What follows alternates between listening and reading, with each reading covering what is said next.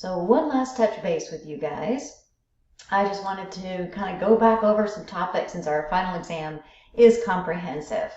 So obviously you're going to be responsible for all the material that we've covered, but some of the big topics from chapters 1 through 4, remember longevity versus seniority versus merit pay increases, okay? So seniority, you've been there X number of years, you're going to get a raise no matter what.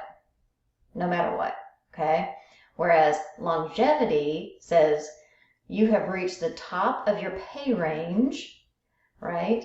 But we want to reward you because you've been with us for a long time. So that takes the form of more of a bonus. And then merit pay, you have a point in time, you do a performance appraisal, you look back over how well they've done, you design your merit pool, and then they get an increase. Again, the average is somewhere around 3% usually, and that's that. So incentive plans, individual incentive. At the individual level, if it makes sense to do that, if they have a lot of control over what they're doing, if it's short term, you need to understand what all those reasons are why they would go with an individual incentive plan, and then what those would look like. Group plans, and then company-wide plans like profit sharing. Performance appraisals, performance management. So we just covered a little bit of that in this last chapter, the epilogue, but if you go all the way back to chapter 3, there's where you're going to see those very specific types of performance appraisal. So you need to be familiar with those.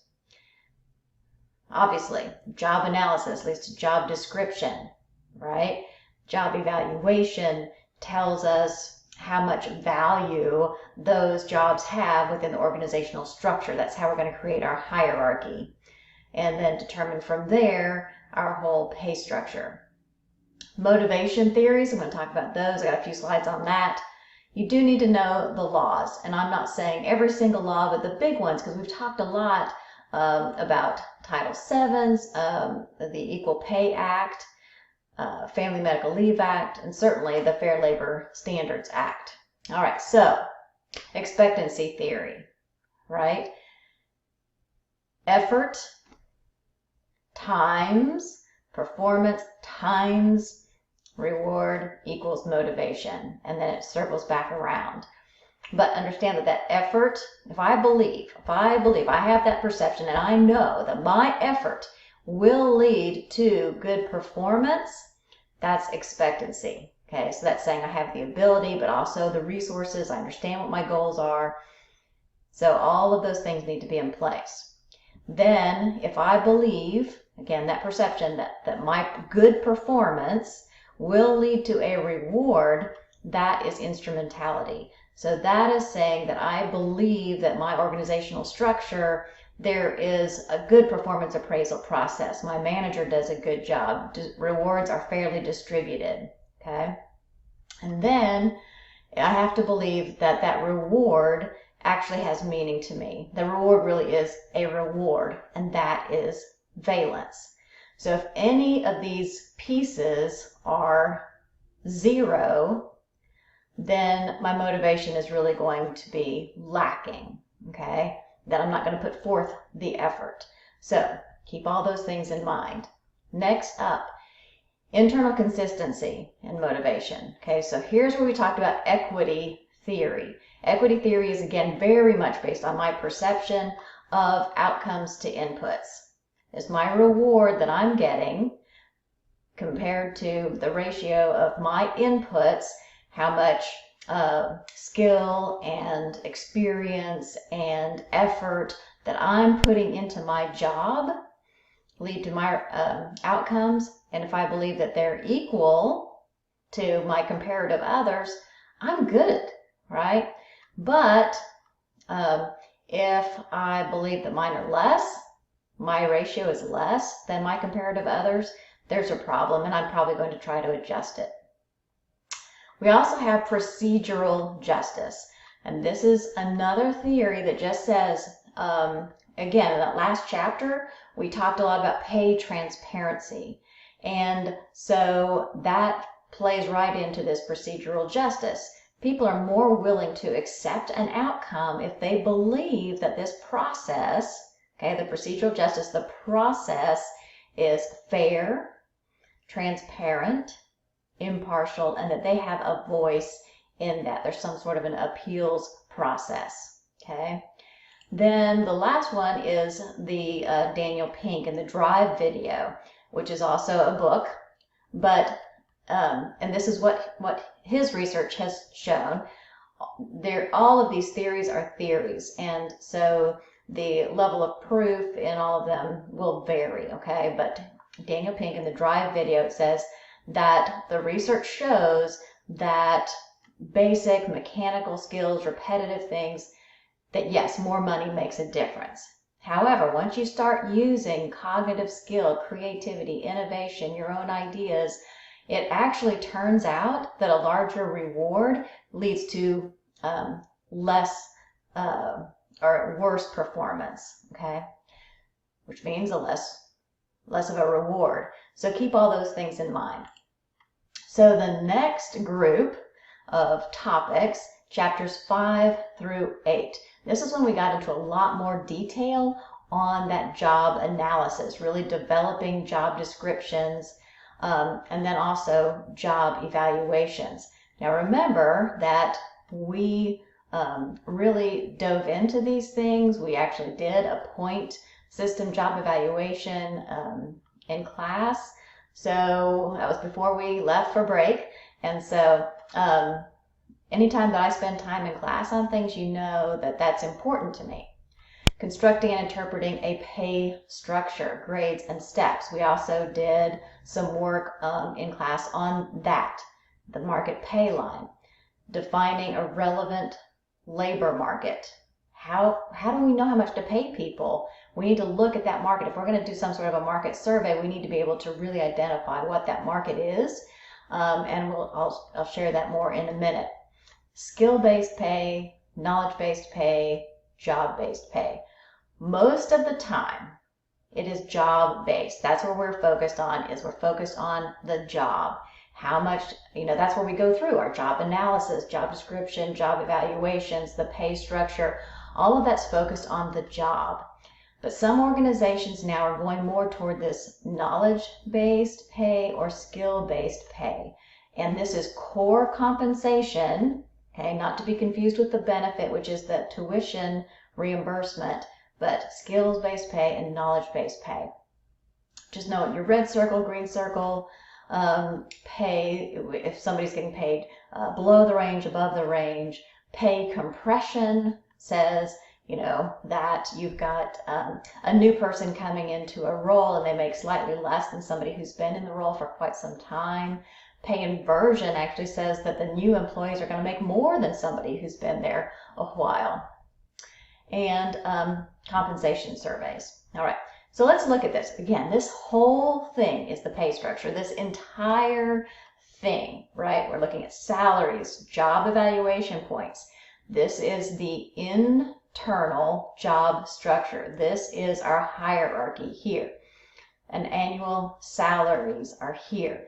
And these salaries, what we're going to look at, this is our internal structure, but we also have done our external evaluation. So we've looked outside, we've done a market survey, compensation survey, and from that we've constructed this market pay line.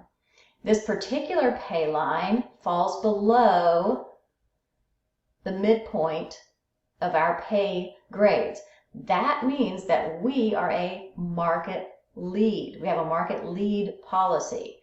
We are paying more than the market. Okay, so it's probably more of an innovation type of a company. So just remember, right, you've got your pay grades. Here you have your pay range, is the vertical axis here, and the grades are going to be based on these job evaluation points, that internal structure. All right, the relevant labor market. When you are looking to determine who you're comparing yourself to, so if you're going out to look for a CEO, if you're going out to look for an administrative assistant, those are going to be different labor markets. What are we looking for? We're looking at the occupation, that's the job. We're looking at geography. Again, if it's a CEO, it could be the world. And then you're also going to look at your competitors. And again, if you are looking for a CEO, the odds are good, right, that your competitors are is probably in any industry, Fortune 500 type of companies. Employers choose their relevant labor markets based on those competitors and the jobs. So I want you to realize all of these things and put those into play. So the last section, chapters 9 through 12, okay, distinguishing between core employees and contingent employees. We spent most of the time of this class talking about core employees, those that we expect will be there in the future, okay? Contingent employees, now we've got part-time, but remember, part-time can also be core if we expect them to be there, continue to be there. It's these contingent workers that are part-time and also for a short duration. Part-time is less than 35 hours a week, and the contingent part saying is that they'll only be there for a month or two, right? Less than a year. You have temporary workers who work for temp agencies, independent contractors, freelancers, consultants, and we spent a lot of time on that. And the test for determining whether a worker is an employee or an independent contractor. Again, you have the common law test, the economic realities test, the ABC test.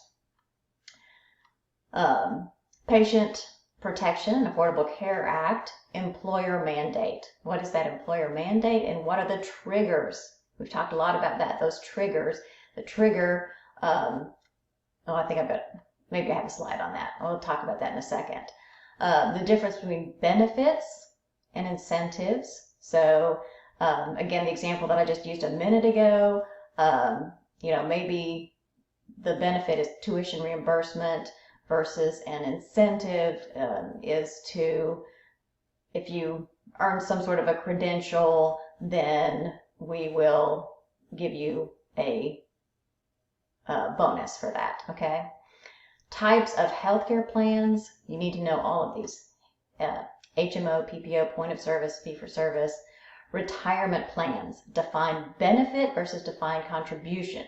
Defined benefit, we know the outcome. We know how much money you're getting at the end. Defined contribution, I know how much we're putting in every single month, but that's going to depend on the market, is how much I get at the end, all right? ERISA qualified plans, okay, goes back to, you don't have to, as an employer, you don't have to have a retirement plan, but if you do, you need to abide by ERISA, what's qualified versus non-qualified. Dodd-Frank, say on pay, non-binding, okay, those board of directors, that compensation committee, they don't have to agree with what those stockholders have voted on, but if stockholders vote against a compensation plan for a CEO, then it's probably pretty wise for that board of directors to go back and look. So that's your say on pay. And then as an individual, when would you file short-term disability, long-term disability, workers' compensation, or Family and Medical Leave Act? That means you need to know what each of those are, when they kick in, and what type of disability we're looking at. So very briefly, talking about the employer mandate. It is if you are providing health insurance, but it doesn't have those essential benefits or it's not affordable. 1. 2, you have somebody in your employ who went out to an ACA exchange. 3, they received a tax subsidy. Okay, that's what has to happen in order for that employer mandate to kick in. All right, as always, let me know if you have any other questions or if I can clarify anything for you.